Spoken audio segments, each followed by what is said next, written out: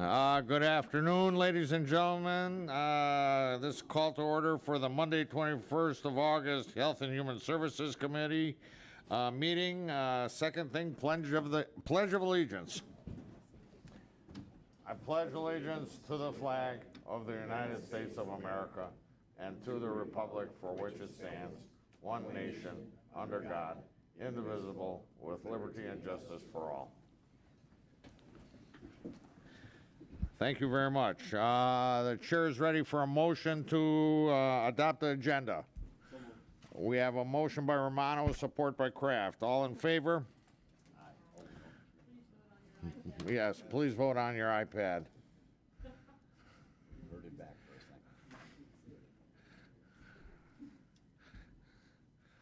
That passed. 10-0. Next, number 4, approval of minutes from July 10th, 2017. There's a motion by Leonetti, support by Drollet. Please vote.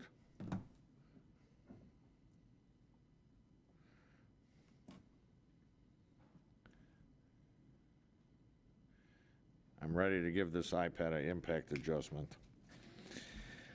Number 5, public participation. 5 minutes will be allotted to anybody speaking about whatever is on the agenda. Is there anybody in the audience wishing to speak? Going once, twice, thrice. Public participation is closed. Number 6, department recommendations. 6A, budget amendment. MDEQ Inland Beach Monitoring Grant increase from the Director of the Health Department, Bill Ridella. Bill?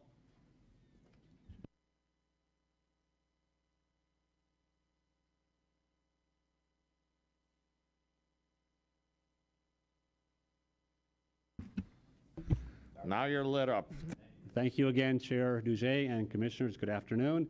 The department has received an amendment to our agreement with the Department of Environmental Quality from the state for $5,200, which will allow us to continue to do beach sampling at the inland beaches at Stony Creek. The funds will be for 2 years, and they will provide us with the ability to do the laboratory testing on the different samples that we collect on a weekly basis during the summer. So we request the adoption of this amendment to our health grants budget. Thank you very much. The chair is ready for a motion and support prior to discussion. We have a motion by Lucido, support by Leonetti. Any discussion? Any questions? Comments? We have a motion and support. All in favor? Please vote.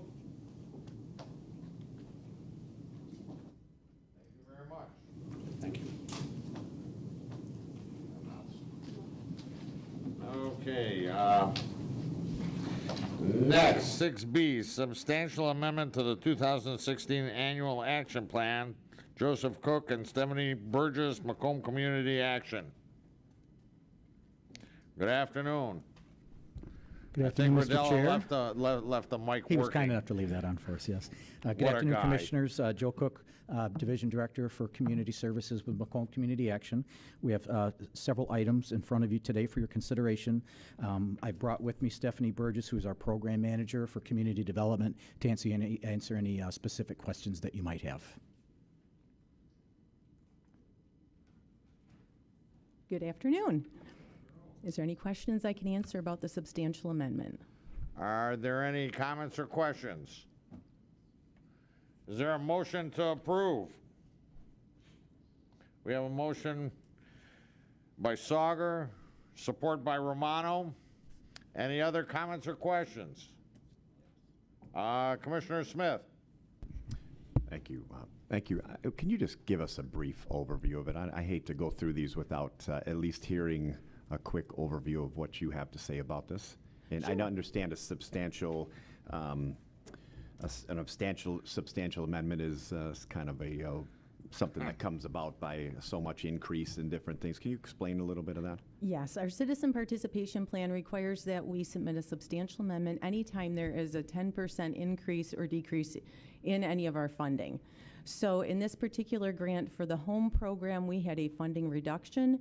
So it was in excess of 10%. So we made sure to reallocate the funds according to the funding reduction. There was also the CDBG portion of it. While it was only for $25,000, we've had enough accumulative changes before this that we thought it would be best to just do a substantial amendment for the CDBG at the same time. Okay. And where does this leave the other amendment? Is that an increase or decrease at the end of the day for the citizen action plan? I know that the first was a decrease in funding. Was there? You said you've had enough other ones where this would create Right, the communities throughout the year will change their projects. Some projects will come in higher, some projects will come in lower. So as we track the changes throughout the year, and when it comes up to the 10% amount, when we wanted to do this new project, which was to do $25,000 for ADA improvements over at the Family Resource Center, it was a new activity. It was a good time to put that in the substantial amendment because we were amending the plan also for the home program. Okay. And the home program took that hit for about $500,000. So we adjusted the funding that was available to us now to the activities listed in the substantial amendment. Okay. And why the big hit to the home program? That was for solid ground. We received a finding from the U.S. Department of Housing and Urban Development based on a project that was funded back in 2008, and that was the solid ground transitional housing that's located in Roseville.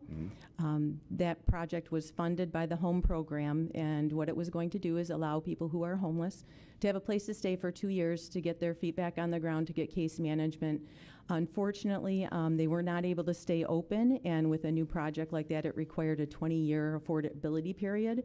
And since they could not stay open the 20 years, then it was found to be ineligible. The county went through numerous steps to try and keep them in place. We gave them assistance through the planning department. The small business manager, the program manager, worked with them to try and get a budget in place. We gave them CHOTO operating funds at the time, tried to locate a new organization that could go into that facility and still keep the affordability requirements in place. There were 7 different organizations that were explored, but none of them could comply with the home program regulations at that time. So what ended up happening is, in the meantime, we were second in place to Comerica Bank. And Comerica Bank was trying to, of course, foreclose on the property. Right. They ended up finding another organization that wanted to take on that property, and they went through circuit court to be able to allow that sale, which effectively then released our lien. Okay.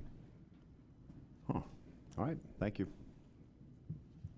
Thank you very much. Any other comments or questions? Because I don't see anybody on here.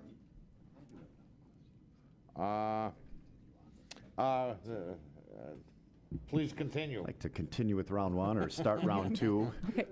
When you say effectively released our lien, what do you mean by that? How much did we lose on that? $500,000. Yeah. Huh. How much did Comerica have into it? You just say Comerica, correct? I believe they were around, this was before my time, so I'm kind of picking up the pieces, but I believe it was around $260,000 was their first lien.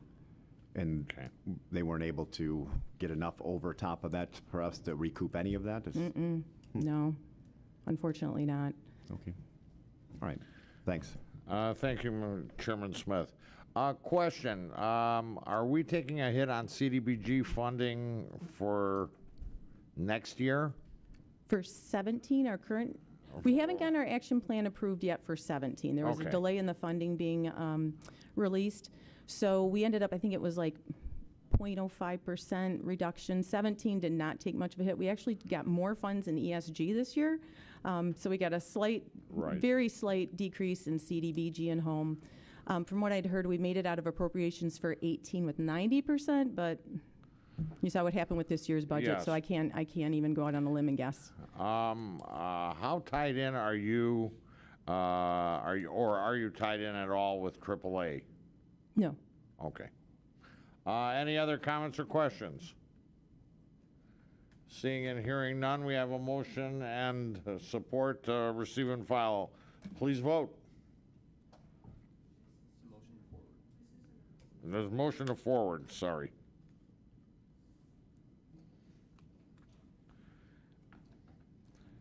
And that was B. Now C, Amended Citizens Participation Plan. Don't go anywhere. Okay. You're doing a nice job so far. Okay. So pray continue.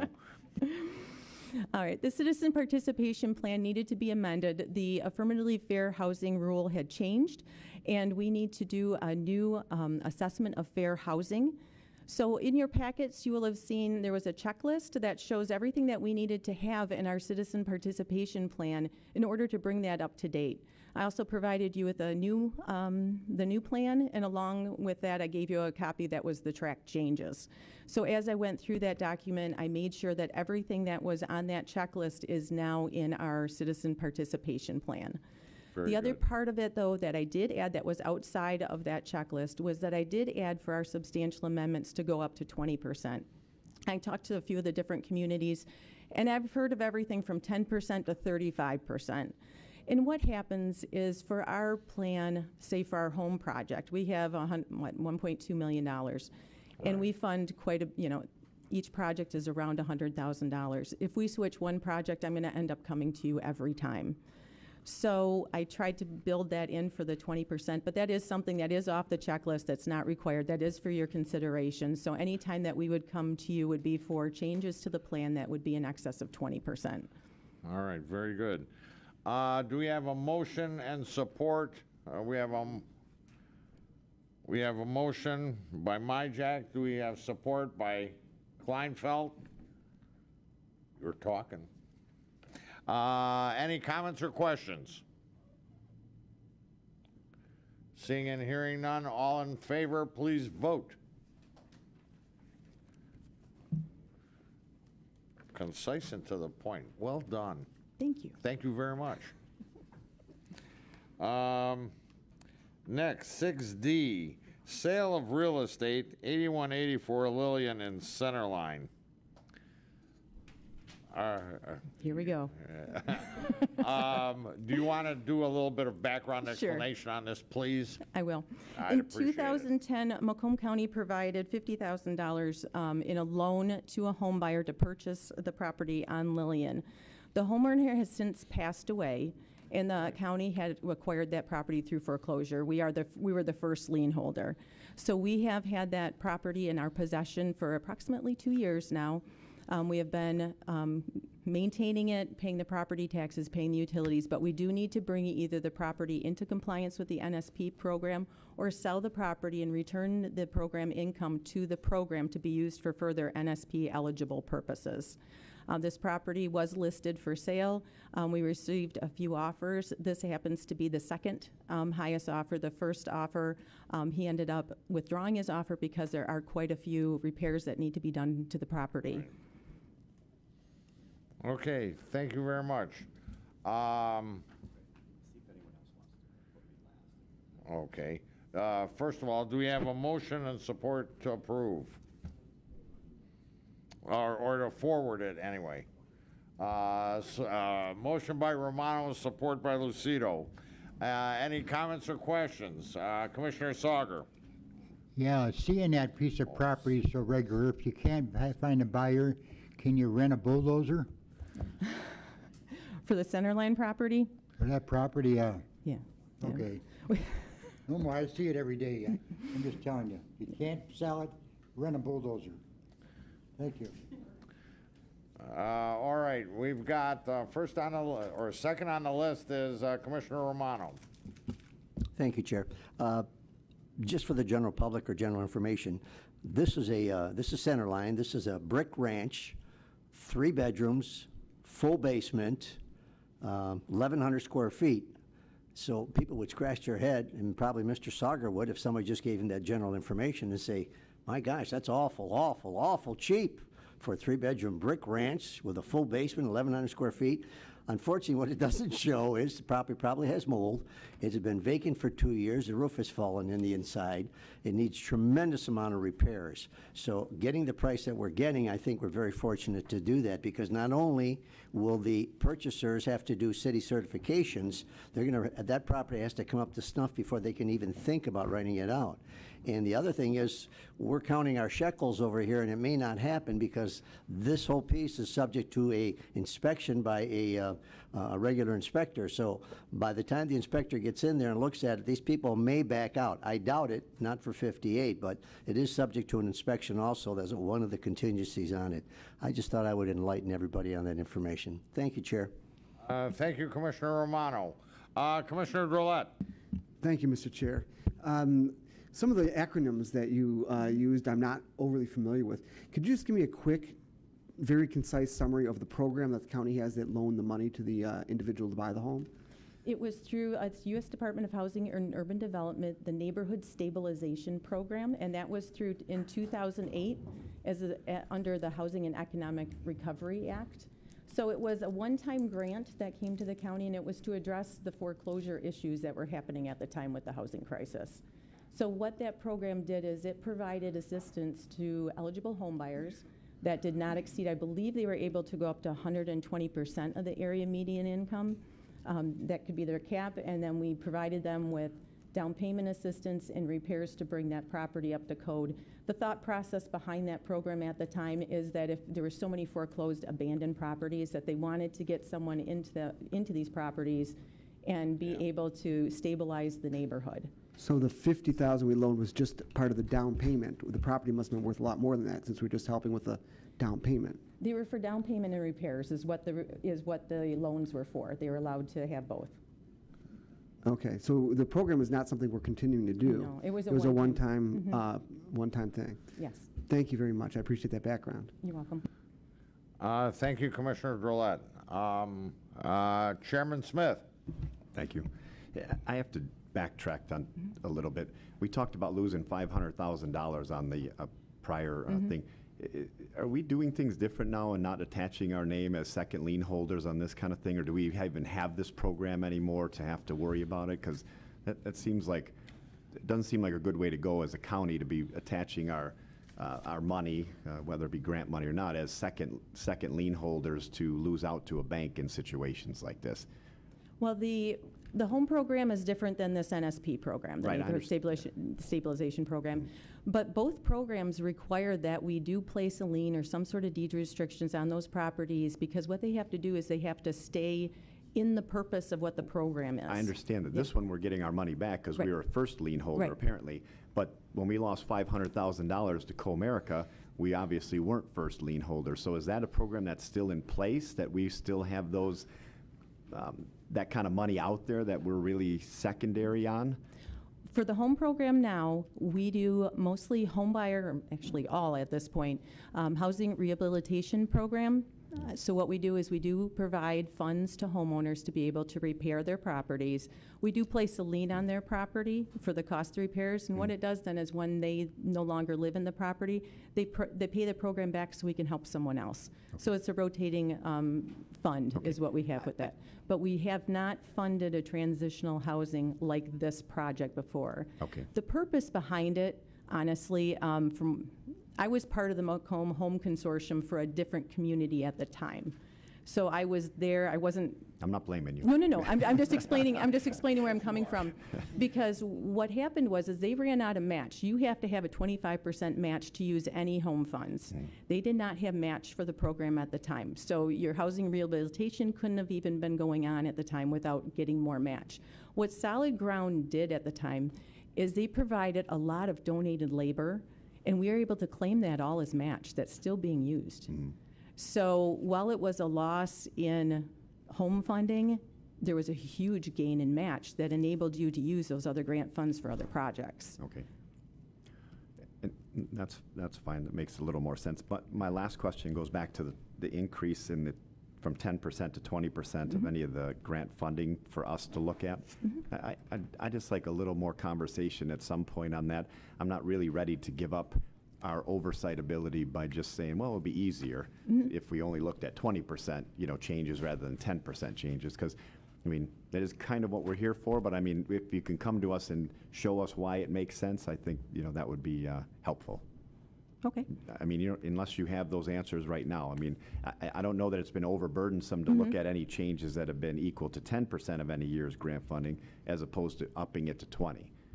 And that's your option. It was something I included because I was talking to many communities, and there's such a range. And because we have so many communities that we work with 21 different communities on CDBG. There's lots of changes, and there's lots of changes too when we move home around. But if you're more comfortable with the 10%, that is completely optional. The rest of the changes to the citizen participation plan were based off the checklist. Right. But the 10% to the 20%, that's your option, whatever you feel comfortable with. Right. Normally, when someone comes to us to do something like that, you want to, I want to see, that it's overburdensome to you, that it's, we're getting way too much information that we really don't need. I mean, for the right reasons, I don't think that there's a problem with it, but I don't want to just say, let's move it to 20% for no apparent reason. I mean, I don't have, not having any real solid reason behind it. So if you could either get us that, or I'd be happy to hear about it. Sure. Thanks.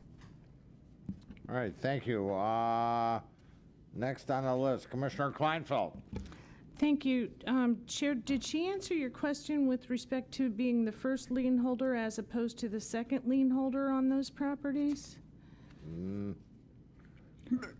I thought she went into the purpose of all of it, but I missed. Not sure if we're doing that anymore on those type of projects where we're going to be No, she spoke to different types of projects, but Right. still spoke to us having a lien on those properties, even if they're much smaller. I could take a little better explanation. Okay. If you don't understand it, if you didn't understand it, then that means we might need a little more explanation on what we do I with can that. call her, though, if it's That's just fine. me. All right, thank you. Any other comments or questions? And I expect a call from Commissioner Kleinfeld. Yes. Well, it's motion to forward, so that's who we're forwarding it to. Any other comments or questions? We have a motion and support. Please vote.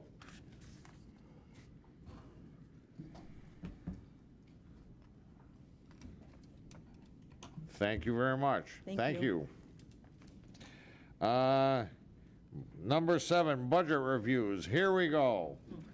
Everybody should have a black file folder at their desk, which has the complete budget in it. We're going to break out what we've got going on here today and every other day. So, just so everybody, if there are any comments or questions, please let somebody, either Crystal or Chairman Smith, know, and I'm sure he can fix it. What he said. Thank you very much. Number 7A, Animal Control, Chief Randazzo. Thank you, Commissioners. You've transformed. I am not Chief Randazzo. Just here to introduce Jeff and his department.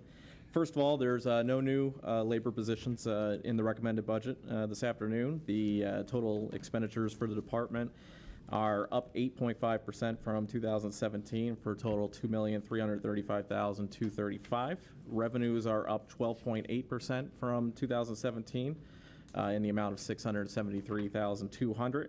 And the changes are the result mainly of new service contracts with local cities, and then there's several small operating expenditure requests that are recommended, the most notable of which is a $10,000 increase for veterinary contract services.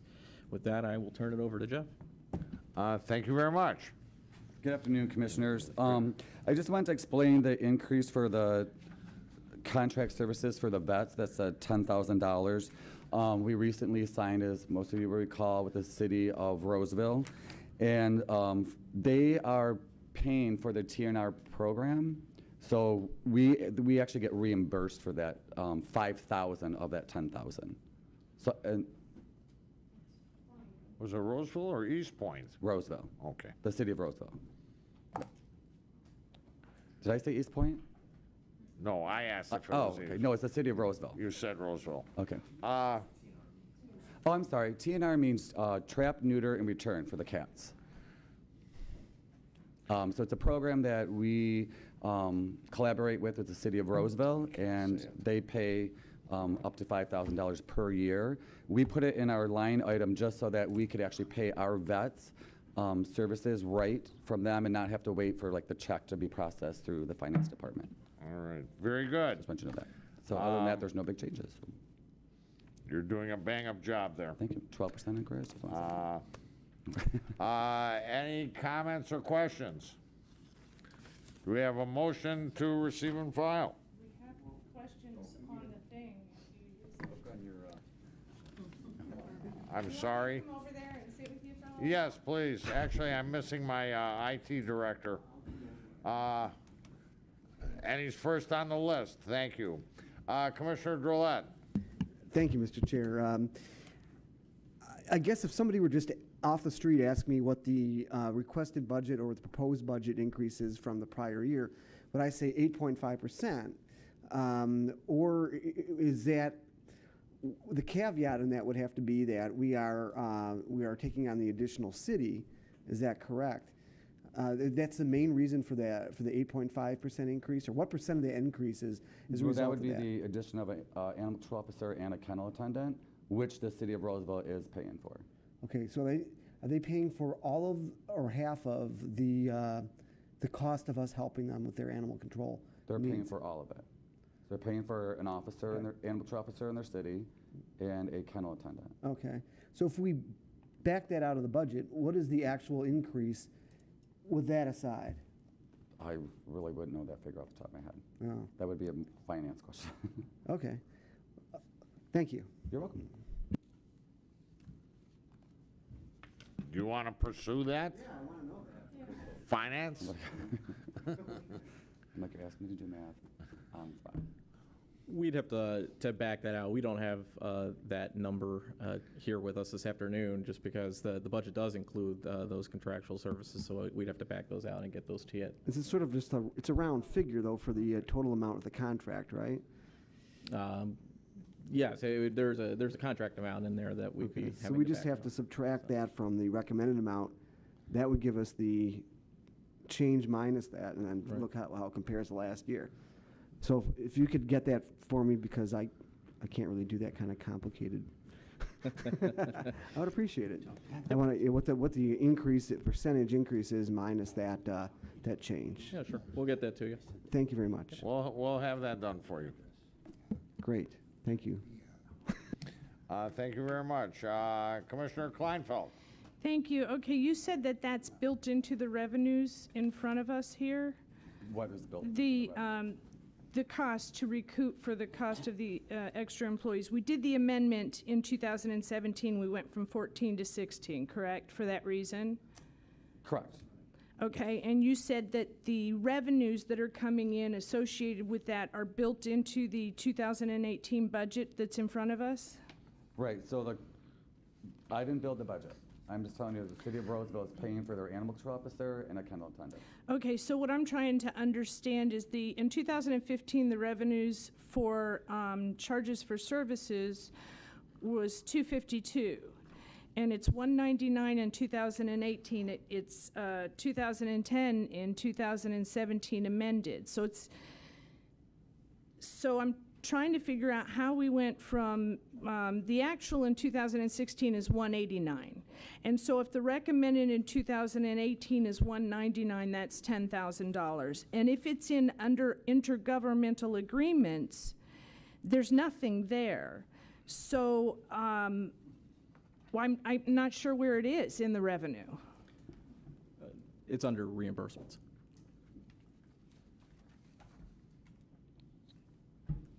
Should it be intergovernmental agreements?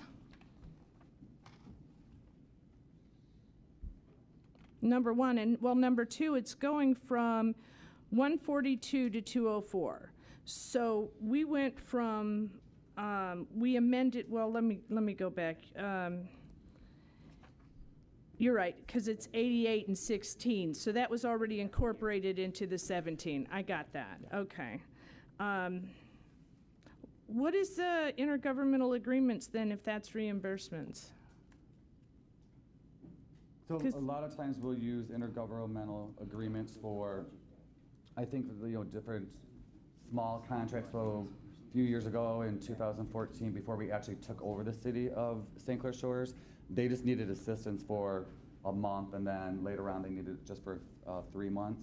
So that was what they created that line item for. So there's like short-term assistance, not long-term contracts. Okay. And vehicle operations, did that also go up from 2016? Well, it went from 52 actual to what will be 69 in 18. Does that have to do with Roseville needing a vehicle as well? Yes. All right, thank you, Chair. Thank you. Any other speakers that have not pushed their buttons? Do we have a motion to receive and file? We have a motion by Lucido, support by Drollet. Can you please vote? Thank you very much, Chief. Well done. You're welcome. You have a great day, everyone.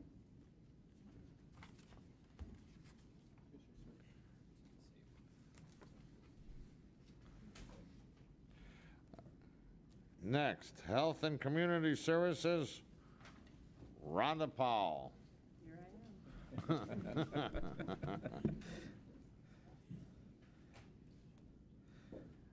For Health and Community Services, there were no new labor positions in the recommended budget. Expenses were up 3% from the 2017 amended, and that total was $306,038. That's just from regularly scheduled labor increases in salaries and fringes.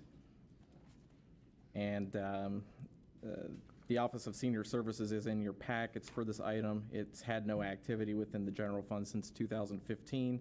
The fund was transferred to MCA beginning in 2016, so I wanted to make sure I went over that. And it's also recommended that, of course, with Health and Community Services being such a small department, that we combine this with MCA, if that's okay with you. All right. Yes, it is. I'll recall that. We don't want to do that. Okay. Well, I figured there was... Rhonda would like to present those separately. So that's all I have for Health and Community Services, and with that, I'll introduce Rhonda. Very good. Don't go anywhere. Good afternoon, Rhonda. Good afternoon. Thank you all for allowing me to speak just briefly on the Health and Community Services budgets, and happy Eclipse Day to everyone.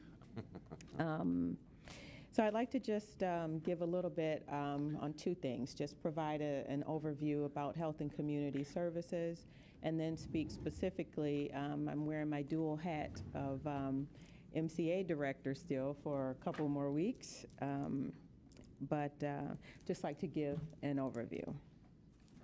So overall, the Health and Community Services agencies are requesting for 2018 a general fund increase of about $546,000, or about a 2.7% increase over the current year funding. What is not outlined in the numbers before you is the growing need for services to target populations in our county, such as homebound seniors, the education and health of infants and children, as well as individuals suffering from drug abuse, which we now refer to as the opioid epidemic. Each of these areas will have ripple effects on our capacity to deliver services in an effective and timely fashion for years to come. Some of that ripple effect you'll hear more about in the budget presentation for the health department and from the medical examiner's office. So we certainly appreciate your continued commitment to all of our work. Let's see, in 2018, our overarching priorities reflected in each of the budget submissions are consistent with the following Health and Community Services goals: capacity building to address targeted populations and growing needs, continued integration and co-locating of services and family resource centers, continued training and education of staff on equity and inclusion in support of Macomb initiatives. Agency directors are here today to speak to the Health Department and MSU Extension budgets. And I also have Gary Cutler here, my wingman, in case there are any specific questions we can answer from Community Action. So as Steve Adair said, the Health and Community Services budget, there's no frills there. We pretty much accepted the budget as recommended by Finance. And so I'd like to speak for a minute to Macomb Community Action's budget. The requested changes include additional funding for senior nutrition and to cover county indirect costs. So the senior nutrition reflects about a $50,000 increase, and the indirect cost about $200,000. The agency will continue through the priorities outlined in the 2016 strategic plan, working to embed programs in the community and establish stronger collaborations across the county and across the region. So if there's questions I can answer about Health and Community Services or Community Action. All right, thank you very much. Absolutely. Do we have a motion to receive and file, first of all, for the Health and Community Services? We have by Kraft, support by Sauger. Commissioner Drollet. Thank you, Mr. Chair, and thank you for your presentation. What is it, the two areas that you pointed out that had more substantial increased funding, the senior nutrition program, for example? Can you tell me a little bit about why that additional funds are being requested? What's changed and where it would go?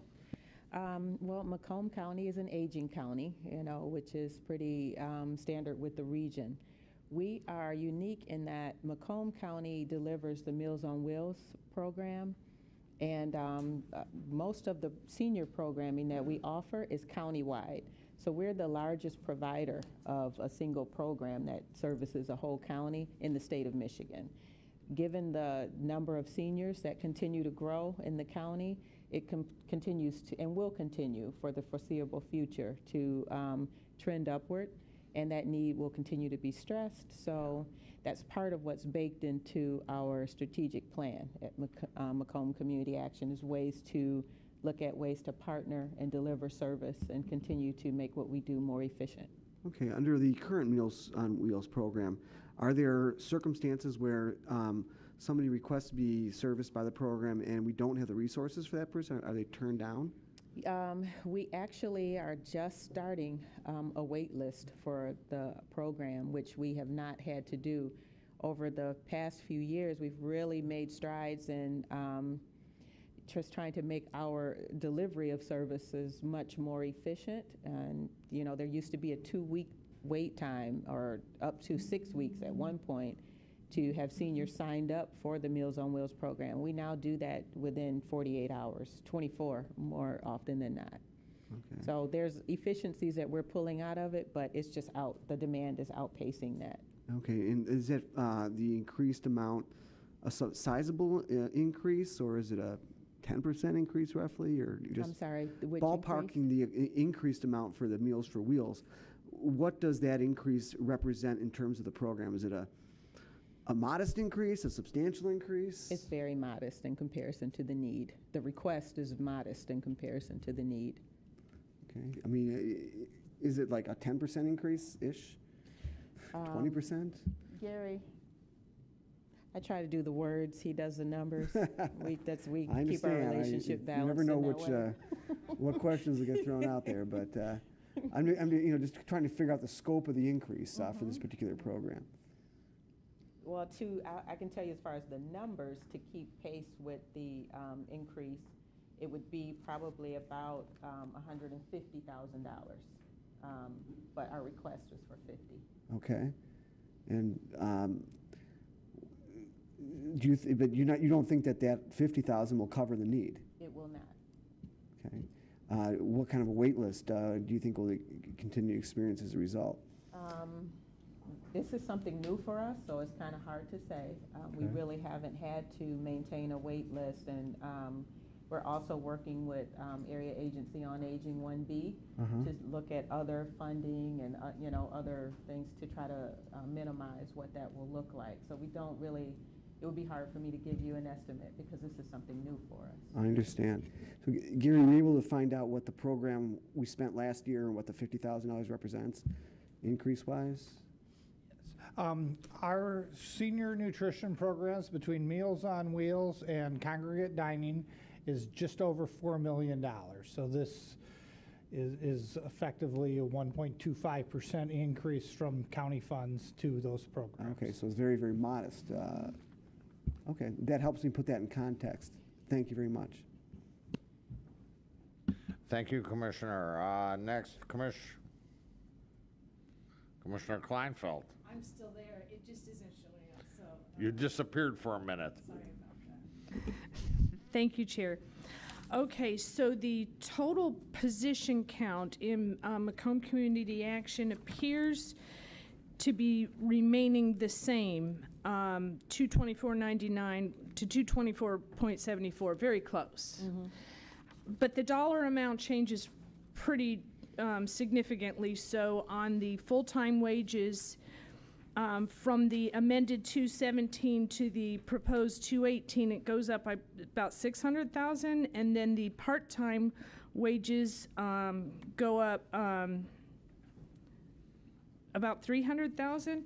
Is that because of the nature of the positions? Because you're dropping 6 positions under specialized services for veterans, but you're picking up 5 positions under general community programming? Is it the change in the nature of the positions that the cost is different for one position than the other? You want to talk about the county's increase? First of all, in our budget, between the fiscal years and the calendar years, we're adding 3/4 of an employee, 1 part-time person at our warehouse. One of our funding sources for the last 2 years has given us over $50,000 greater funds than they did back in 2014. We used, 1 year we used it to buy a truck, delivery truck, and the second year we used it to incorporate a freezer unit over there. So now we're adding that position. Now we've had funding for a few consecutive years of additional funding. We've added that position. So position control change is 3/4 of a part-time employee. And I see the 3/4 change. I'm looking at the actual expenditures on full-time wages, 2 pages before that, and it changes significantly from 217 to 218. And if there's 3/4 of a position, I'm trying to figure out the significance of that change, as well as the part-time one. So our full-time budget is built on being fully staffed at our staffing levels, and having the number of employees that we have and the turnover that we have. We will not most likely spend our budget, and in this year, in the current year, what you're looking at is the amended budget has budget transfers from salaries and fringes that would have went down into operations as programs went on. But the full-time wages is based upon the staffing. We have had over the course of this year, we've had some programs change. For example, our Head Start program, we have expanded up by 3 additional classrooms and added 3 staff. So they came in 2017, but you only see they came on board basically when we came back for the school year. We have training this month, and then have we done that amendment yet? Yes, you guys. The amendment okay, so the reason I'm going by the amended budget and not the actual in 2017 is, so that amended budget is the assumption of all of the changes we've made throughout the year. Whether you're fully staffed or not and people are coming and going, what's in the budget is the full expected amount if you were staffed. So there's a $600,000 change, but your position count doesn't change at all. Your position count changes by 3/4 of a person. I don't think there's a 3/4 of a person that we pay $600,000.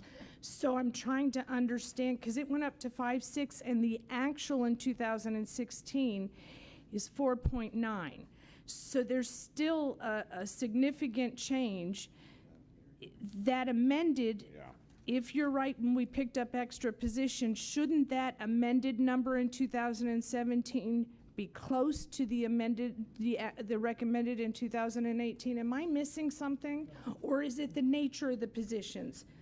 So for instance, you're dropping 6 under specialized services for veterans. Are those 6 employees less expensive than the 6 that you're picking up under general community programming, or the 5 that you're picking up? Are the positions higher paying positions? Is that why there's a discrepancy? There is somewhat higher paying, but I think we need to back up. Let's look at this Head Start program. The Head Start program that came in front of you and you guys approved, those people, even though they're a body, they're only in the program here for a month. My 6 full-day classrooms will be operating the full year For the next year. but I only have 1 month of them in this current budget. Okay. When we had, You didn't do for a whole year because it was halfway through the year. I got it. So there's 6 full-time positions there, and that is also has teacher aides in the same position, where we've had them for 1 month, where next year Okay. they're going to be at 12 months. I got it. It makes sense now. Some departments will ask for a full year and we'll catch on to it and say, wait a minute, we're halfway through the year. Why are you asking for a full year? So thank you. I appreciate that. Thank you, Chair. Thank you. Commissioner Lucido. Hi, Rhonda. Thank you for your presentation. I guess my question was similar to yours. I was looking at the page, well, on paper it's 67, where it had the minimum and the maximum salary range for 2017.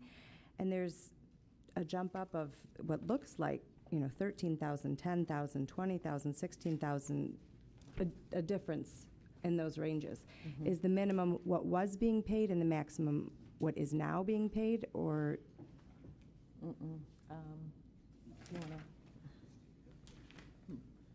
I mean, that's a big range. Yes, yeah. The min-max is based off the steps that each employee has according to their position control number. The minimum is theoretically the lowest that individual would get paid. The maximum would be the highest level of pay that individual would receive. Okay, so the actual numbers aren't in here. That's a correct. big difference. It's a big range, and the actuals aren't in there because that would vary by employee on how many years they've been in the organization. Okay, but the actual number they're being paid is in here. Is that the number Veronica was? The 2 pages, like 4 pages. Right. Yeah, right. Where it's 4 million, that number. That's a sum of not just the wages, but also the fringes. But yes, Okay. that's where the actual is being done in a spreadsheet that's not included in the document. The min-max is just the range that an individual will be getting for their actual gross salary. Okay, that's a big range. Okay. Are they? The fringes are separate. And is They're it, not- so it's more dependent on how long they've been there, their experience and so forth? Yeah. Are we more on the high end or more on the low end? Do we have new hires recently, or is it more people with experience? I wouldn't want to speculate on that here for that's sure. We'd have to run a report Okay. to see how many people are at the maximum scale versus how many people are still going up the scale. It really varies on the position, and I'm sure, Gary, but some of the higher level positions, we tend to bring in Sure. higher because just the Macomb County pays our pay range, Hopefully the class and comp study will help us with that to make kind of right Right. size, but Okay. it really varies on which position. Okay, thank you. You can't make a decision like that. Any other comments or questions? Seeing and hearing none, we have a motion and support to approve or receive and file the Health and Community Services Report. Or approved. No, I said you almost got it approved. Yeah, I almost got it approved. Receive and file. And next, Macomb Community Action. We kind of ran them both together. Yep, that's all I have. Do we have a motion and support for Macomb Community Action?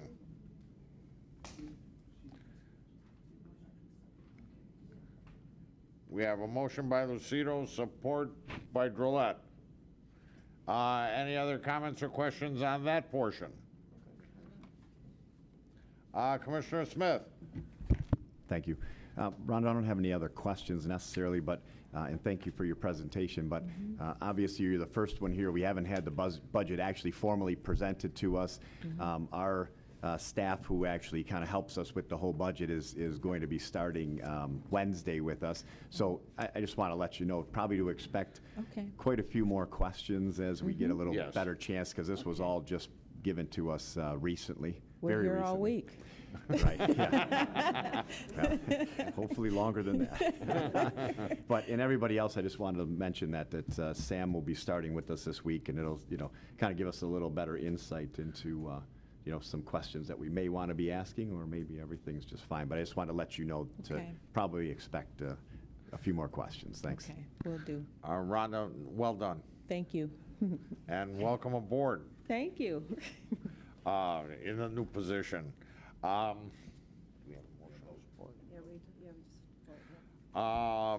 Then vote. All in favor, please vote.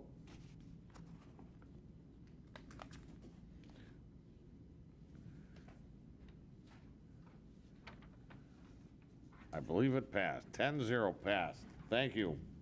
7D, Health Department.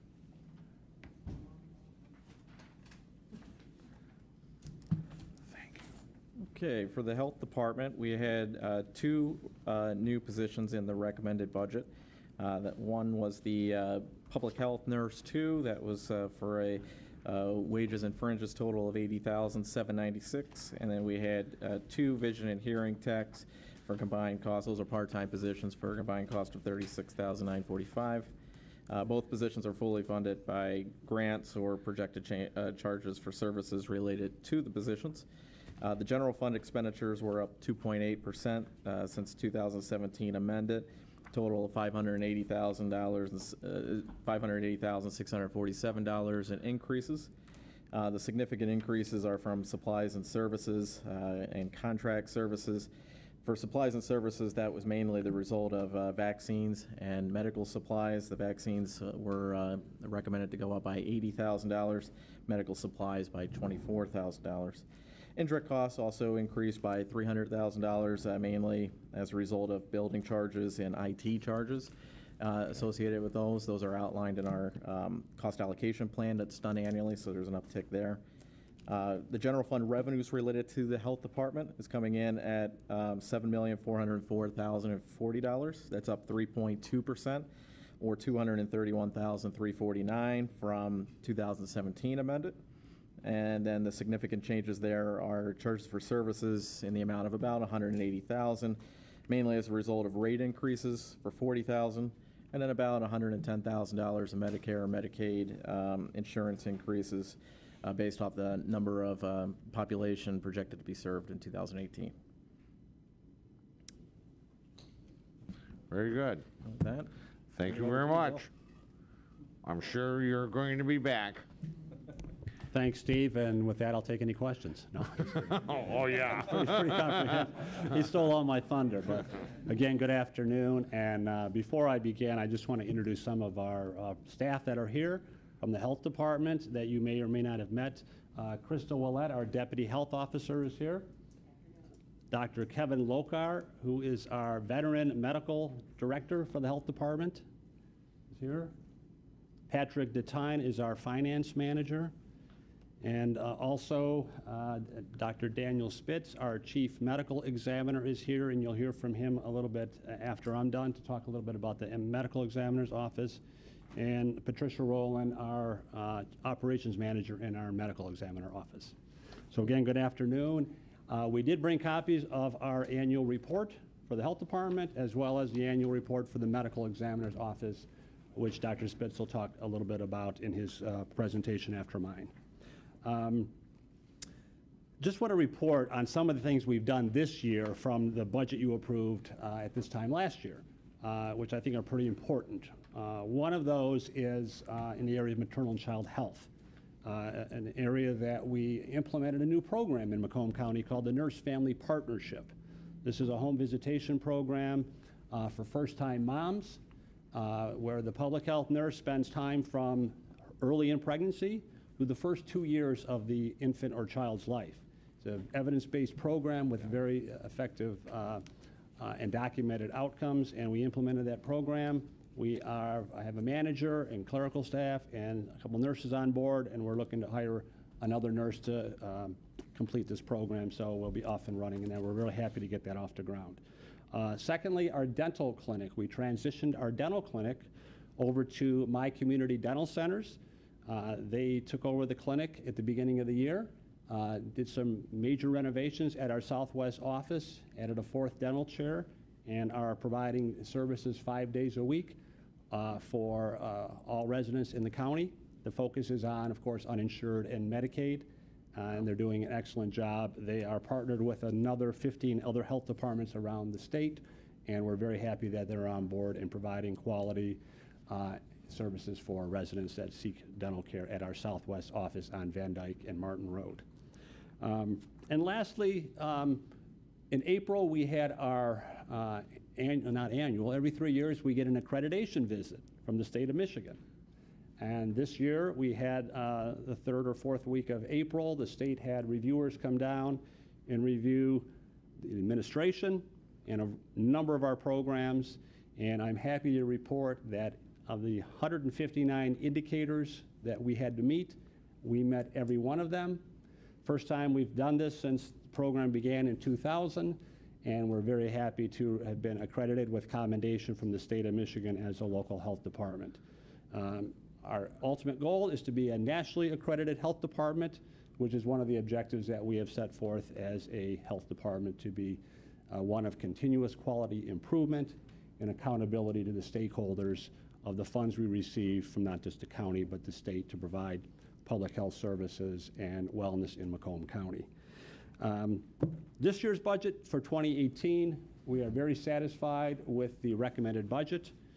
We believe this budget will allow us to continue to provide not just the core and functional services of a health department, but the required services, especially those in immunization, communicable disease, our sexually transmitted disease clinic, our environmental health programs that cover everything from food protection to inspection and approval of wells and septic systems and other water quality programs we do in Macomb County. And also the services that we do in health education, health promotion, and the work in our medical examiner's office. With the budget that was presented, as Steve mentioned, we have a request for 2 part-time vision and hearing technicians. These are positions that it's roughly going to be about $36,000, funded by additional money we're going to get from the state in October of this year. So we'll get funds from the state. They'll support these positions. They're part-time. They will focus on something we've been trying to do, which is increase the number of screenings for vision and hearing we do with the 3 to 5-year-old population. Something that the state has recommended that health departments try to increase the ability to do that, and not just in the regular K through 12 screenings. So we want to focus those 2 people on the preschools, the daycares. We're already doing a good job in the Head Start program with vision and hearing, and we want to increase the capacity, and that's what those 2 staff will be focused on. They're part-time positions, and again, those are grant funded. The other position is in our communicable disease program for a public health nurse. As you're aware, we have an opiate problem here in Macomb County and a heroin problem. And as a result, we have not just seen increased deaths in our medical examiner's office, but we've seen a significant increase in hepatitis C. Hepatitis C is a liver disease caused by the hepatitis C virus, can lead to chronic liver problems. We've seen in the last 6-7 years a 10-fold increase in the population, the 18 to 30-year-old population, getting hepatitis C. A lot of it is due to the transmission of the virus through blood. And needle sharing and the paraphernalia used for injection, this is causing hepatitis C to really increase. We piloted a program maybe a year and a half ago to 2 years ago with a grant we received to really enhance our surveillance, case finding, care coordination, getting people linked to services, and also trying to prevent this within the younger population. We believe these numbers are at a public health crisis in Macomb County for hepatitis C. So putting a nurse in place in our communicable disease program is a high priority for us to address this problem, to work with community partners for education, increased surveillance, follow-up, case management, and again, the prevention of hepatitis C, which we think our pilot program showed promising signs, and we want to fund this position, as Steve said. Some increased revenues that the department is generating will help support that position. So with that, again, we're satisfied with the budget recommendation. And before I go to questions, I'd like to have Dr. Spitz come up here and just make a few points about the medical examiner's office. Very good. Thank you. Doctor? Thank you. Thank you very much for having me come discuss the medical examiner's office with you. I know most of you, but have not met all of you. My name is Dr. Daniel Spitz, and I serve as the Chief Medical Examiner for the county. We are very satisfied at the Medical Examiner's Office with the budget that was submitted by the Office of the County Executive. This budget will enable us to carry out our mandated duties in regards to death investigations and certifications. We very much appreciate the Medical Examiner Investigator position that was approved by the board in 2017. And I'm glad to let you know that all of our positions, both full and part-time, are currently filled.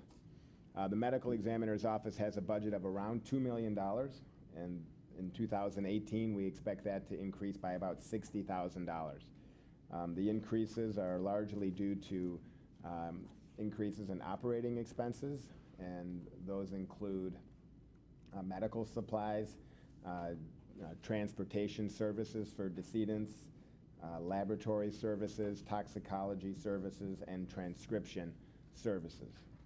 Most of the increases are directly related to the increased drug-related deaths and what we've all heard of as the increase in opiate-related deaths. Right. You all have received a copy of our 2016 annual report. Some interesting and in some cases concerning facts regarding our caseload in 2016 are that our drug-related deaths increased 29% from 2015. Fentanyl, which really had not been a major problem in Macomb County when it was in some of the other neighboring counties back in 2011 and 12 and maybe even 13, increased significantly in 2016. The number of fentanyl-related deaths, which kind of broadly classified as synthetic opiate-related deaths, increased from 27 such cases in 2015 to 145 in 2016. Our suicides were down by 12%, but our accidents were up by 18%. I'd like to inform the board that in June of this year, we received our yearly review by our national accrediting body, and following that review, we were again reaccredited by the National Association of Medical Examiners. Cool. Our goals for 2018 will be to continue to conduct death investigations with the highest level of professionalism and compassion. We will continue to meet the numerous death investigation standards which are set forth by the National Association of Medical Examiners. Again, I'd like to thank the board for their continued support, and I'd be happy to answer any questions. We have number one on the hit parade is Commissioner Chairman Smith. Yes, sir. Thank you. Dr. Spitz, Bill, thank you for coming. I'll give the same speech I gave to Ms. Powell, that we're probably going to have a few more questions after today just because this was just given to us, but thank you for coming. I have a question that you just mentioned that you received National Public Health Accreditation. I thought you said that was on the long-term goal, so I must have missed something. Or is there different accreditations? The medical examiner's office has a separate national accreditation. All right. Public health departments have separate national accreditation. All right. Then for the health department, let me ask you a question. What does that require? Are we close to that? And how close and what kind of benefits come to the department from having that accreditation? Well, this is a national movement in public health departments, and I think that it really brings about the accountability of a health department to continuously improve the health of a community. That's what population health, and that's what we're working on. I think it also, that accountability is there, the transparency there is there. And also, when you're nationally accredited, you are more competitive with getting grants also. Some of these national grants from CDC or Department of Health and Human Services.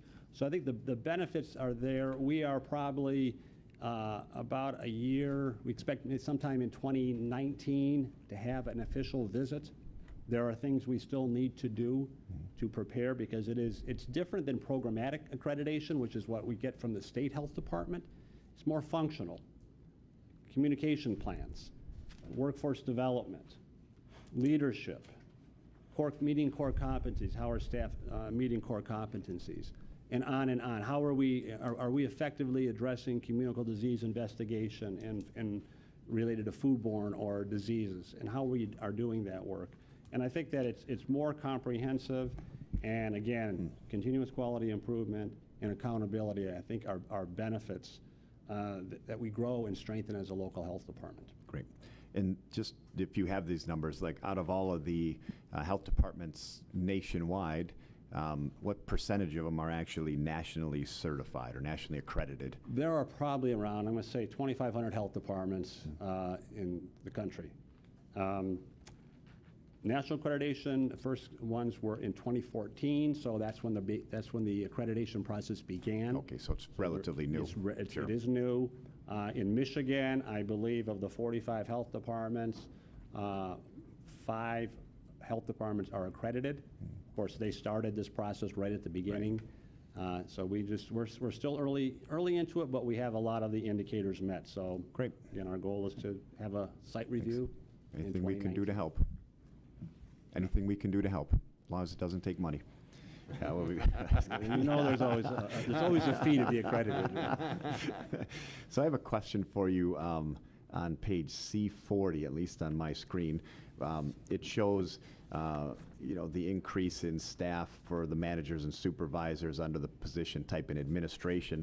But when you drop down to the PHS administration, all of a sudden, manager, supervisor, professional support, clerical staff, all of a sudden 18 and throughout there's zeros or dashes. I'm guessing that's zero. What does that represent? Do we change some people over to a different? I'm not real familiar with why that dropped, and all of a sudden, and also the manager and supervisor went from 1 to 0 under clinical health services. So I'm just wondering what those changes represent. Sure. We took we have 3 division directors.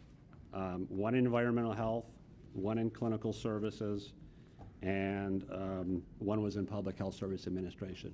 We moved the division directors into administration, and we moved the other positions also. So we closed out the public health service administration, that small cost center, which was basically where staff, there were no other real costs in that area. We moved them into administration. That's why you see we shuffled some people. So no change in the numbers of managers or supervisors. Okay.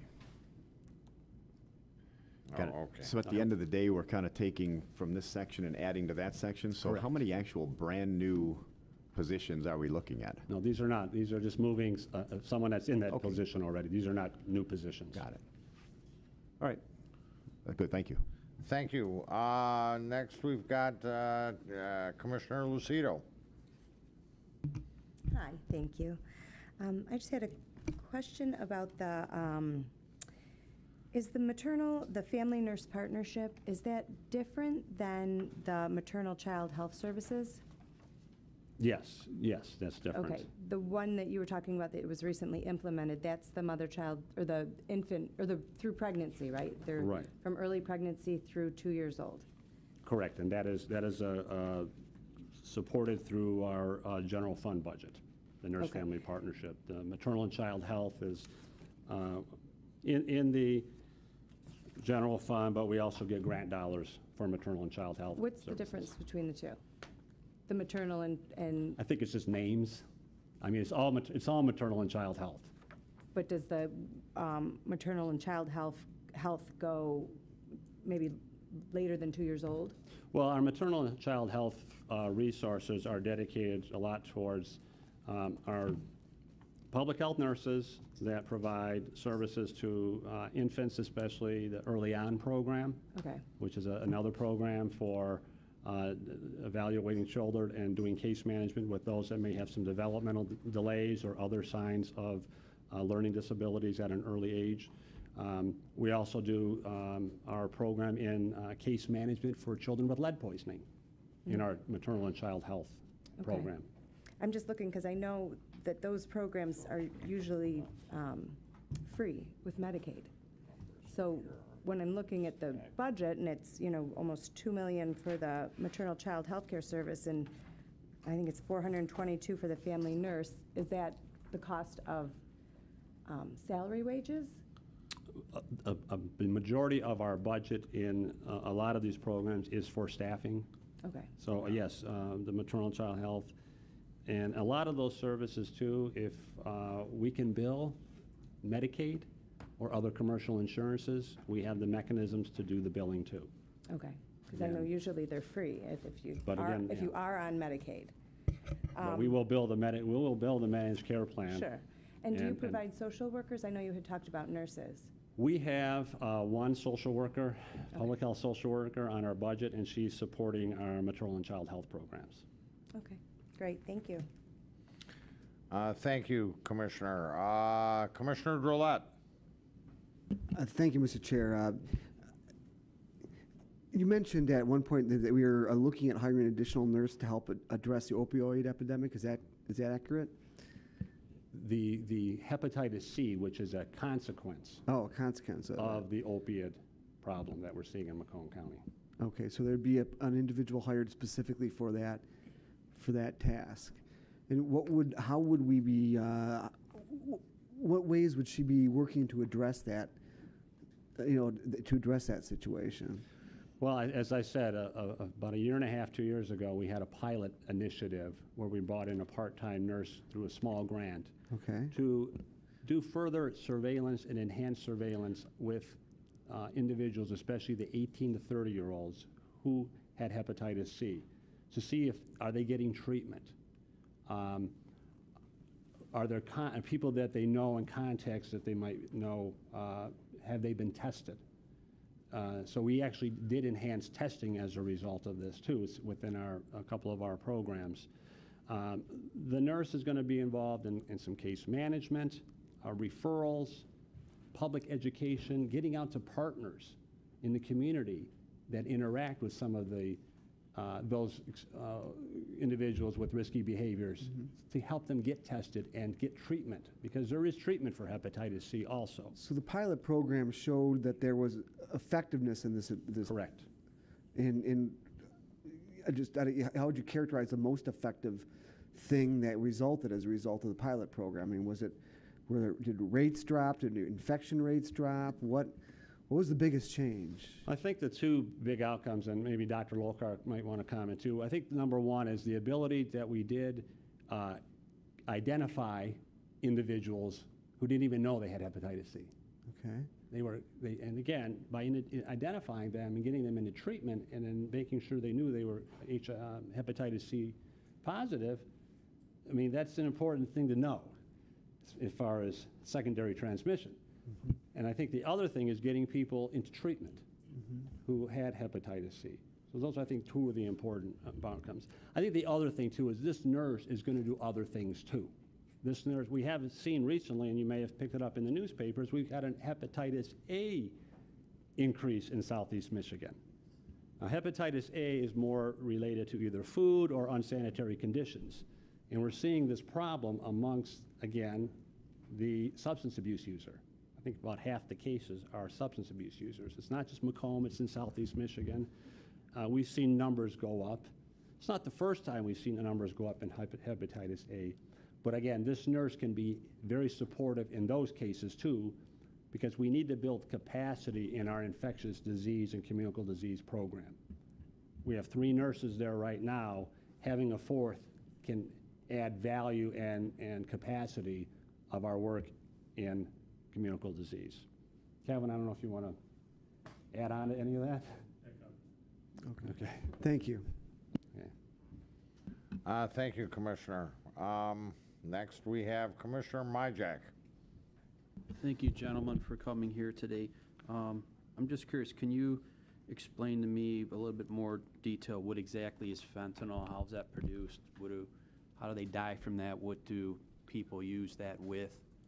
I've read a little bit about it, but not enough. Fentanyl that we're all probably aware of is a prescription drug that typically comes in a patch form that is used for chronic pain patients and typically cancer patients who are in their fight and having severe pain as a result of their cancer. That is really not the same. We do see that, and we see that fentanyl being abused, but the problem that we're having is synthetic fentanyl. This is fentanyl that is created in these clandestine type labs in China and other places, and it's coming into this country and it's getting filtered into the heroin population, so that when a heroin user is buying heroin, they think they are buying heroin. They're familiar with what they have used in the past, but unfortunately now they are either getting a mixture of heroin and fentanyl, or in some cases just fentanyl by itself. Fentanyl is much more potent than heroin, and so you can see the problem when that gets into the heroin population. The other problem we're seeing is that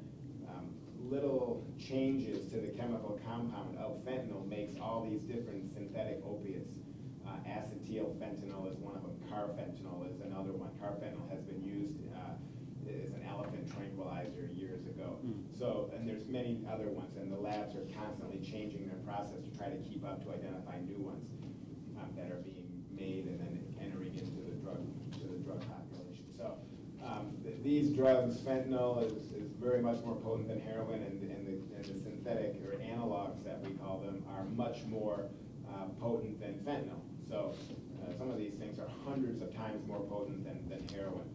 So that's the big problem, is to deal with the deaths that are coming from these designer or synthetic. So would you say opiates. fentanyl coming into Macomb County or Michigan is being imported here, or do they have labs around here? I think it is being imported here, and there are certainly, the DEA is tracking the trends. The Midwest is a big problem.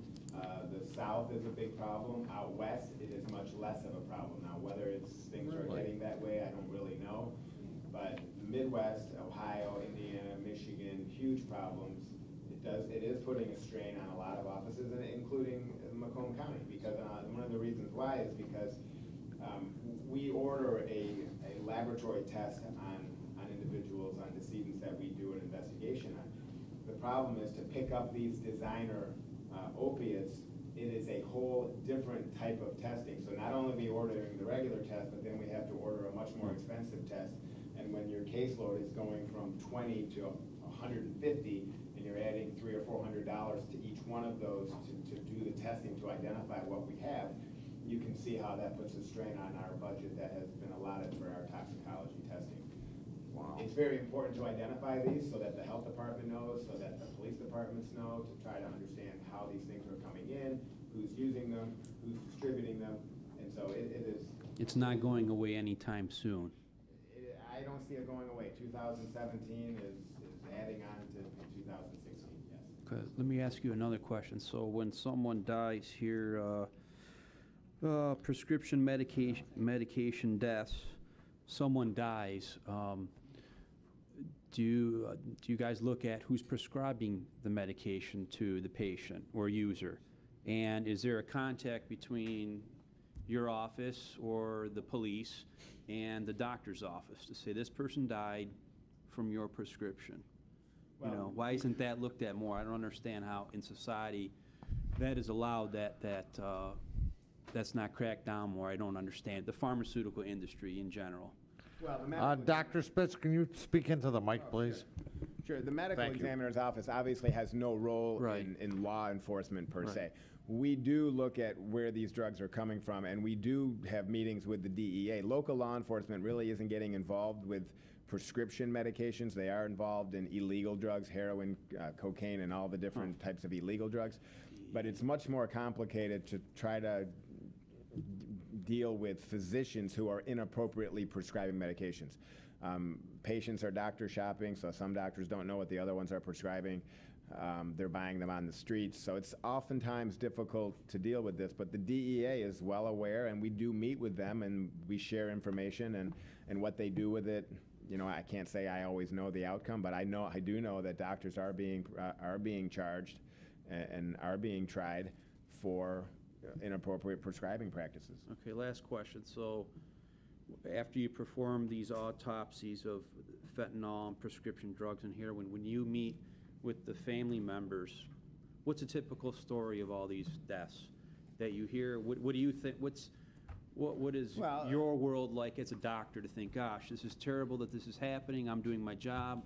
What could I be doing better? Or what does society need to do better to prevent more of the things you see? Well, unfortunately, when it comes to my involvement, it's, for lack of a better word, too late. But the information that we can provide can help. And the story that we're seeing across the board is that these are people who originally get prescribed prescription medications for what is supposed to be a short-term fix for chronic pain and injury and illness, what have you. Unfortunately, that progresses to becoming dependent, and then the doctor shopping occurs, and that becomes difficult, and then the buying the medications on the street, and that becomes very expensive, and ultimately that leads to heroin use. Heroin is much cheaper than buying hydrocodone and oxycodone on the street.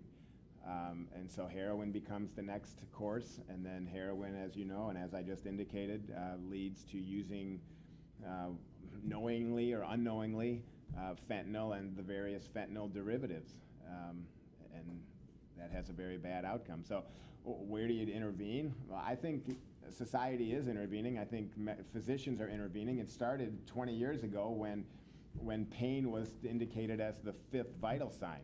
And when pain was a vital sign, doctors started, it was said that doctors were not addressing pain problems, and they addressed it, in my opinion, and a lot of people's opinions, a little bit too readily. Instead of using ibuprofen, people were giving hydrocodone and oxycodone.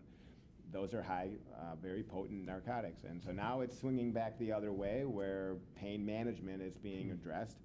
And unfortunately, it takes years and years and years to change doctors' habits, to change patients' expectations, and to deal with this problem. People still have pain, but it's the way in which physicians are going to deal with it that are going to start the process to change this.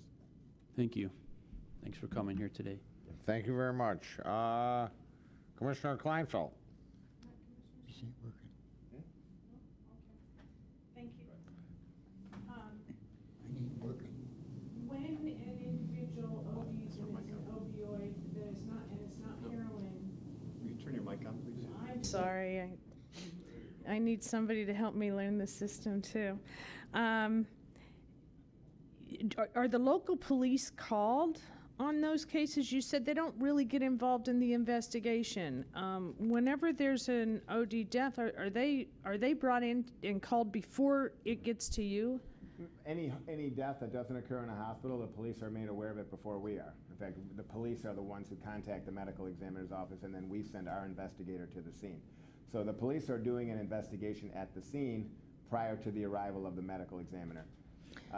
If it's a prescription drug-related death, yeah, the local law enforcement are not going to doctors' offices to deal with that. That really falls under a federal issue, and it becomes the DEA's process. Do you know if they're asking to see the prescription and determining if if the prescription's in the name of the individual that's died as opposed to a family member? If it's at the scene, we collect all medications. We don't always know what the individual is using at the time. And that becomes very difficult, because now you have a prescription that's maybe given to a mother or a father, and the 20-year-old or the 18-year-old or the 15-year-old son or daughter is getting into that medication knowingly or unknowingly to the parent. You can see I'm the just problem asking with because I actually personally know a child that died whose parent had a prescription and they didn't, and I just don't know if there's any ramification for that. And this wasn't somebody that was like a heroin addict. It was the individual was an athlete, so may have started taking it for some, an ankle or something like that. But they didn't have a prescription, the parent did, and I just wondered if, are there cases where individuals in the household are being held accountable when that happens? It's probably a better question for law enforcement. My experience is that it becomes very difficult to Probably prosecute not. those Okay. cases. Okay, and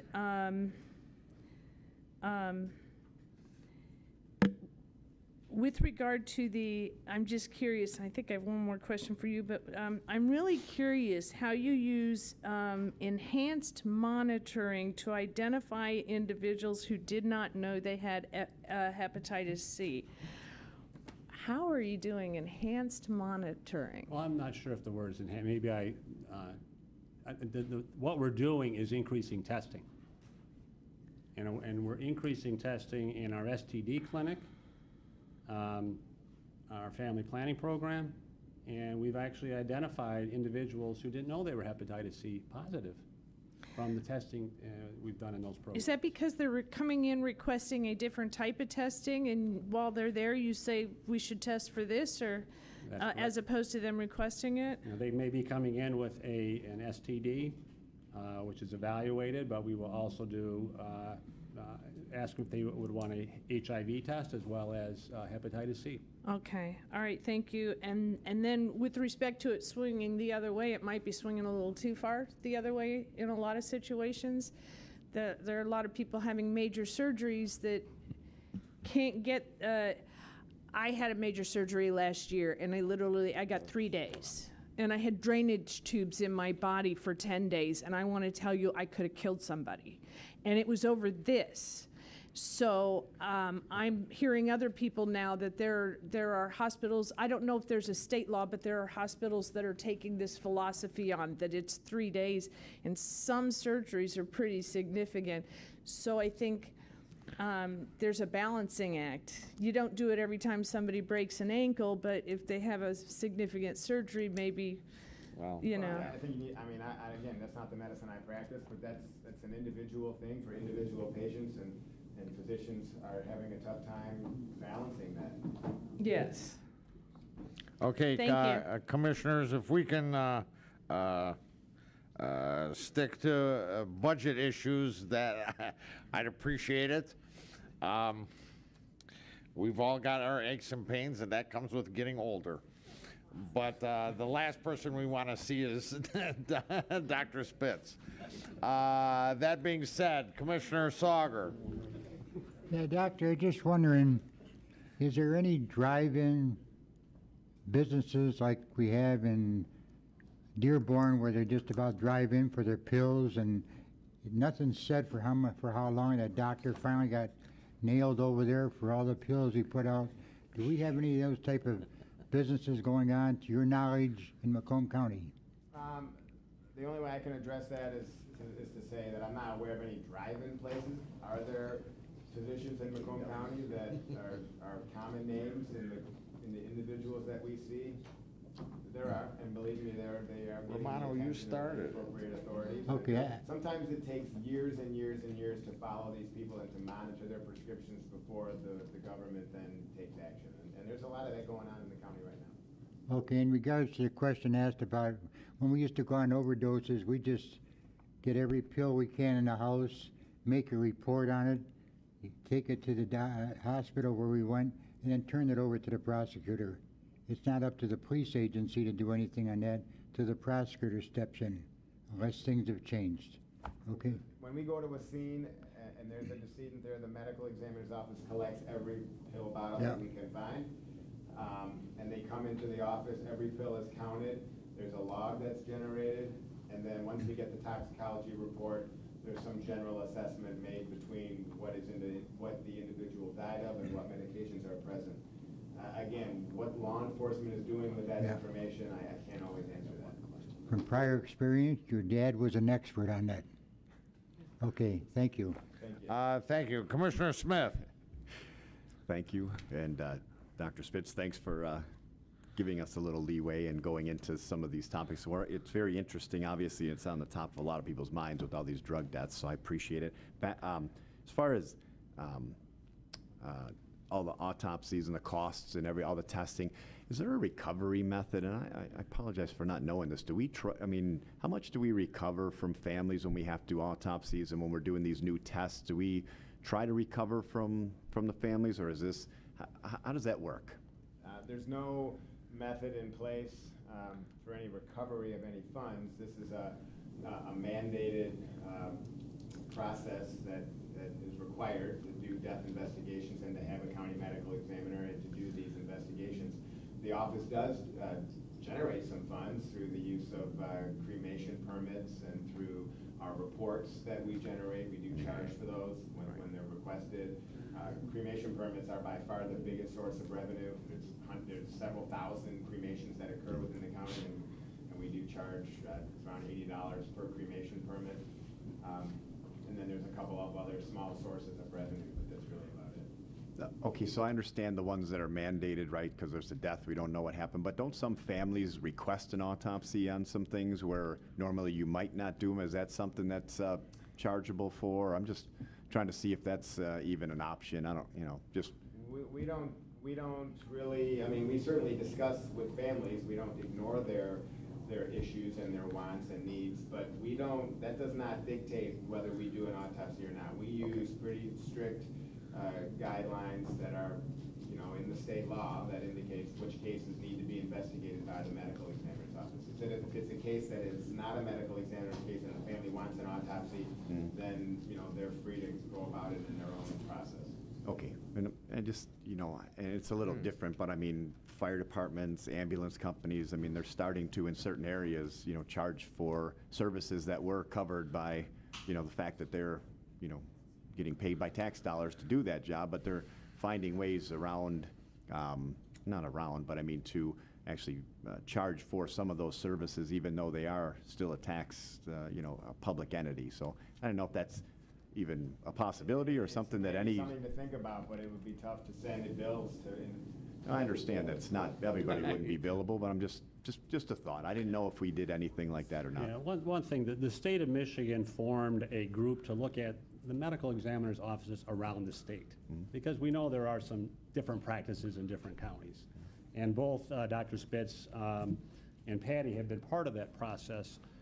There was a report probably, 6 months ago, and they're supposed to be continue to look at ways to do some standardization and to make some improvements so that we have some consistency across medical examiners. And I know that process has begun in Michigan. I'm not sure if it has anything to do with billing in there, but again, it's trying to get some common standard practices within. It's really about standard practice as opposed to any types of revenue generating. Right. There's a big variation in what's going on across Michigan. Many counties don't have forensic pathologists in their area. They have a local physician who's not a pathologist and not trained in death investigation to determine which cases are being autopsied and which cases are not. So you can see there is a pretty broad range of what cases are being investigated. Down here in southeast Michigan, where Macomb, Oakland, Wayne, and some of the other larger counties, Kent County, those counties more or less are doing similar types of death investigations. Okay, thank you. Thank you. Couple of questions. You said that we're sending toxicology reports and so on and so forth to labs. Are these labs in local or out of state or where? No, the lab that we use is called National Medical Services in Philadelphia. Would it behoove us to look into setting up our own lab in this area? Do you think? Well, I can tell you that Oakland County used to have their own lab, Wayne County used to have their own lab. They've all gotten away from them because the cost of having your own lab is significantly higher. I can tell you, if Macomb County set up its own lab, it would cost in excess of $1 million a year to run that. Really? Because the testing equipment is very expensive. It has to change frequently to keep up with the changing drugs, and then of course you'd need to have a toxicologist and a toxicology staff to run that and to manage the process. So, what we pay is pretty small, and even the large offices are going toward outsourcing that because of the cost just being out of control. All right. How about The facility you have now was new, what, 15 years ago? 2007. Okay, 10 years ago. Are we going to need to do some renovations at the coroner's office soon? We have put forth some plans, and Bill would know how this whole process works better than I, but we have put forth some plans, and we've had some meetings to address some security issues. And I can tell you back in 2007, during the process of building this office, there was not one mention of security. And you can imagine that over the last 10 years, security, not just at medical examiners' offices, but across the board, have become a little bit more important. We do have a little bit of a space issue when it comes to our office space. So we're trying to address both the security concerns as well as the space limitations by doing and proposing a renovation. Our autopsy suite is not part of any type of change. It was built great in 2007, and there's nothing proposed to change that. The changes would involve some of the office areas, as well as to address the back of the building where the drop-off and pickup of decedents takes place. Right. We're proposing enclosing that area with a garage that would allow for some significant security, and also address the just the exposure that exists because it's in an outside area. It's not blocked off from the general public. All right, thank you very much.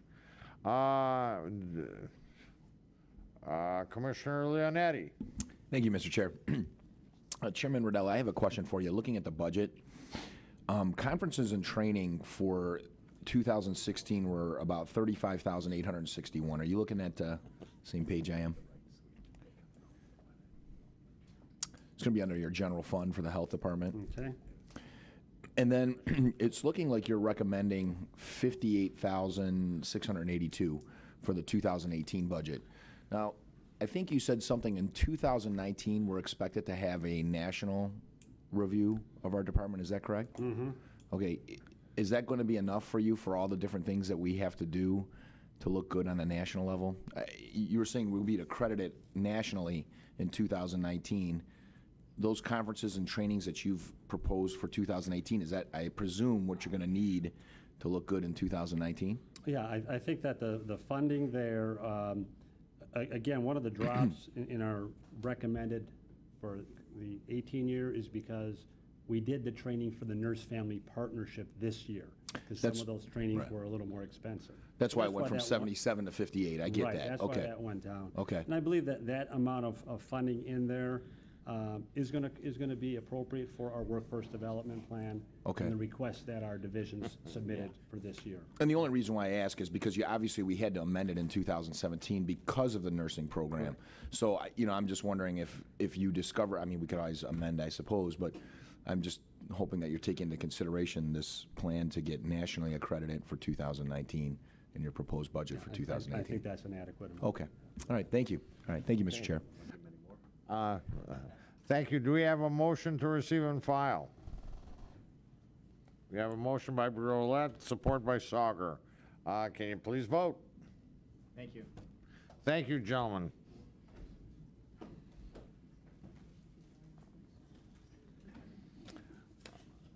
Uh, 7E, MSU extension. And thank you very much for your attendance. Next up is MSU Extension. Got Edward Scott here with us this afternoon. There's no new labor positions in the recommended budget for this department. We have total expenses in the general fund of $963,980. That's up 3% from the 2017 amended, and that's mainly from three main increases. $7,600 increase in the appropriation contract with MSU, a $2,000 increase from shared security services, and then finally $8,500 for one AmeriCorps member. So basically about total increases of about $18,100 from those items. All right, very good. Thank you very much. Good afternoon, everyone. I'm Edward Scott with MSU Extension. I think been in front of most of you before, so I just want to thank you for taking the time this afternoon to listen to what I have to say and to ask me any questions. Just a couple of things that I want to highlight, and I came before you earlier this year with our annual report, but MSU Extension did serve over 30,000 Macomb County residents this year through our vast array of programming and services that are all designed to enhance people's quality of life, people's health, and the general sort of aesthetic placemaking status of Macomb County. We really value our partnership with Macomb County. We think it's a great place to work and play and live, and many of our staff do that. We're also really thankful for, continued partnership. The amount of funding from the county that goes into MSU's coffers through this current arrangement is right under $450,000, I believe. And for that investment, we're really excited to be able to say that we give you a very good return on that. Based on the private sector's estimate of what a volunteer's hour of service is worth, MSU Extension volunteers and Master Gardeners and 4-H provide about $700,000 worth of labor. And that shows up in the form of youth development programs through 4-H. It shows up in the form of Master Gardeners providing classes and educational activities at various farm markets. And that's just our volunteer labor force. The salaried labor force that we invest in here in Macomb County is closer to around $2 million. And so I brought those figures up just because I want to show you that investing in MSU Extension is worthwhile for Macomb County, and we thank you very much for the partnership we've had so far. We look forward to continuing that. And so, having said that, I am open to any questions you might have. Thank you very much. Do we have a motion to receive and file? We have a motion by Romano, support by Kraft. Commissioner Kleinfeld. Thank you, Chair. You said from our coffers about 450,000? Yes. Let me pull up the exact number here. So, as a part of the MSU Extension budget, there's an appropriation of in 2017, this year it was 410,000, and within the recommended request for this coming year, it's going to be 416,189. That's what I have. Where's that in our paperwork? Finance guys? It's included in supplies and services.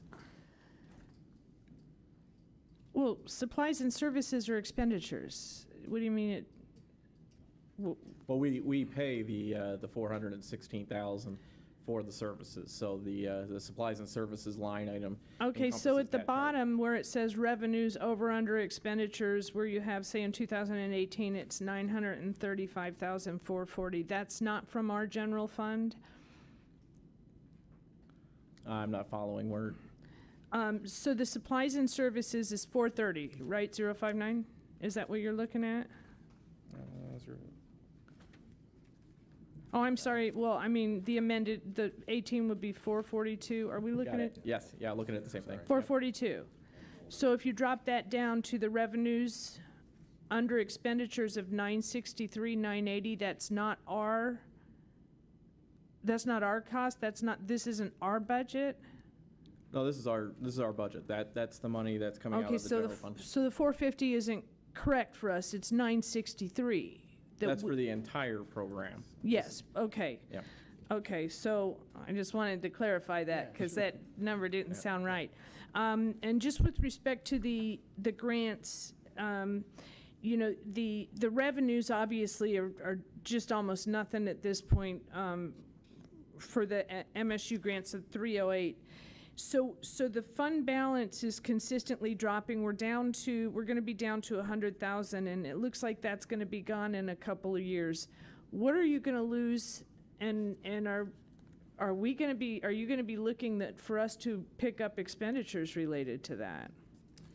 No, the fund balances that exist are largely from older grants that funded programming that is either no longer happening in the same way that it was, or that has been brought within the scope of the services that we provide outside of grant funding. And so with those accounts, we're essentially looking at spending them down. Okay. And it won't mean additional cost to the Okay, county thank you. when they're gone. Thank you very much. Chairman Smith. Thank you, Chair. I really don't have a question for you, but since Bill walked back in and Rhonda's still here, I just wanted to give a brief.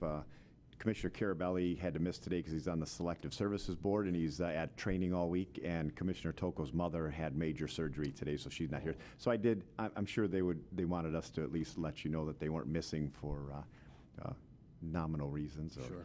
But anyway, thank you very much for your presentation. I just wanted to get that out while everybody was here. Thanks.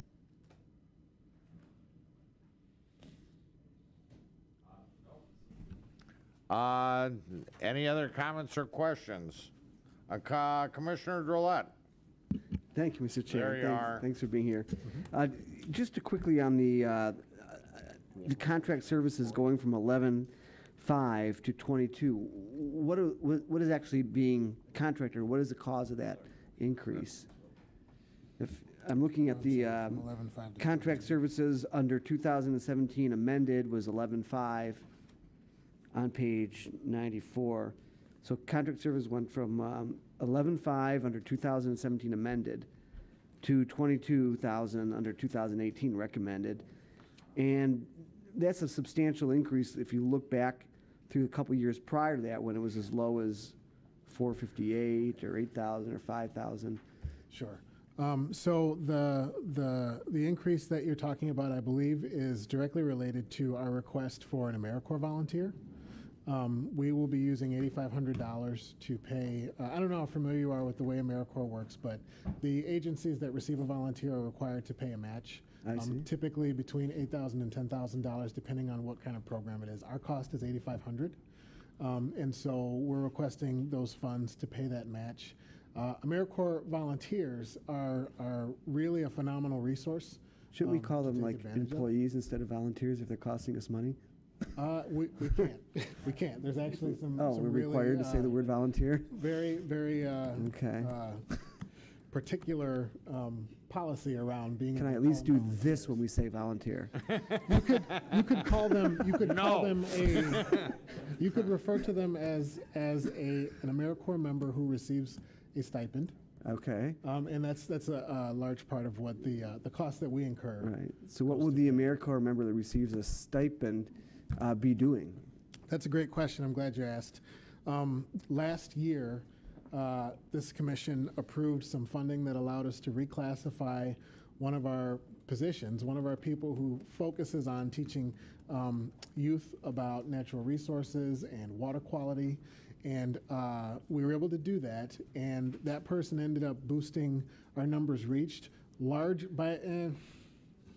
probably by about 20% actually, largely because we received funding last year to have an AmeriCorps member to assist. So this is actually a renewing of the current AmeriCorps contract for a second year of AmeriCorps, and this person does some similar work, does some administrative tasks to take some of those off the plate of our regular staff member, which frees up their time. But if we're renewing it, why is the number doubling from last year? The number's not doubling from last year. Last year, we found some funds through an older grant that was expiring to pay for the AmeriCorps member. This year, those funds were exhausted, and so we've asked for it from the county. Okay. Thank you very much. Yeah, no problem. Thank you, Commissioner. Any other comments or questions? We have a motion, we have support. Can you please vote?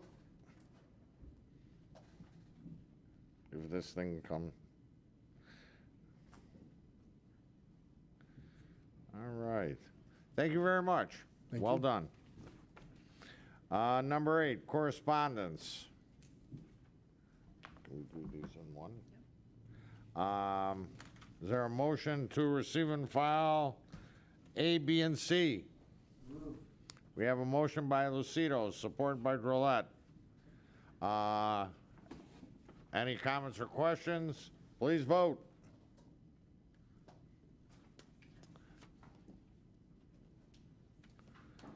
Thank you very much.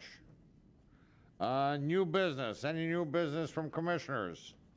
Any new business from staff? Number 10, public participation. Anybody in the audience wishing to speak? Going once, going twice, going thrice. Seeing and hearing none, the chair is ready for a motion to adjourn. We have a motion by Drillette, support by Kleinfeld.